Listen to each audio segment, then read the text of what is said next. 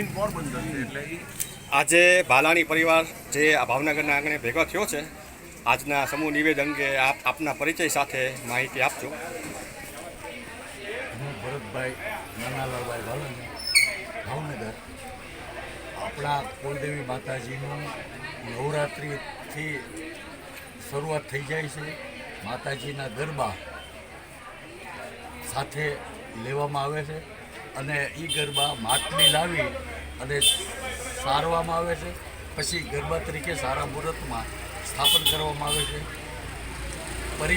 બે પરિવારના ચિઠ્ઠી નાખવામાં આવે છે અને જે વ્યક્તિ આવે એને આપણે નિવેદ કરે છે.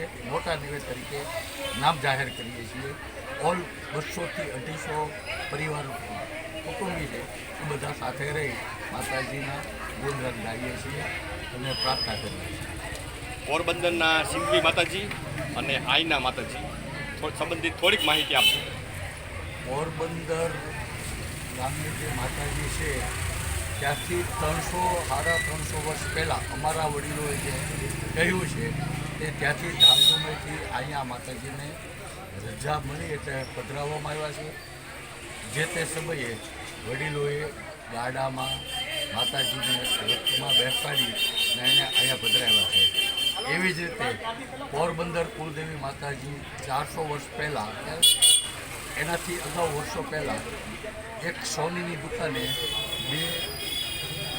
ચારણ બહેનું આવેલા છે, ઘરેણાં ઘડાવે છે. રાત્રિ રોકાણ પહેલાંના સમયમાં થતું તો રાત્રિ રોકાણ દરમિયાન એ લોકોને જગ્યા થાય તો મને સોની વેપારીએ ઉતારો આપ્યો હતો ત્યાં રાત્રિ રોકાણમાં સવારે જ્યારે ઉઠાડવામાં આવે છે કે સવારે જ્યારે જોવામાં આવે છે ત્યારે ફૂલના 2 દડા સ્વરૂપે એ 2 દીકરીઓ ત્યાં હતી અને કોઈ અમારા પૂર્વજોના ઓલામાં આવીને કીધું કે ભાઈ અમે દેવી તરીકે પૂજાવશું, દેવી તરીકે પૂજાવા માગીએ છીએ.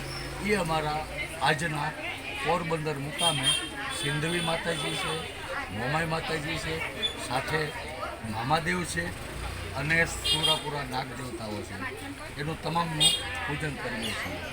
ભાવનગરમાં ભાલાણી પરિવારના કેટલા પરિવારના કુટુંબો હોય છે? ભાવનગરમાં ભાલાણી પરિવારના કુલ 14 ઘર મોટા નામ હતા. આજે બધા એના ઘરે દીકરા એટલે જે તે સમયે 14 ઘર હતા. જેવી રીતે હું ભાવનગરનો જ ગણાવ પણ હાલ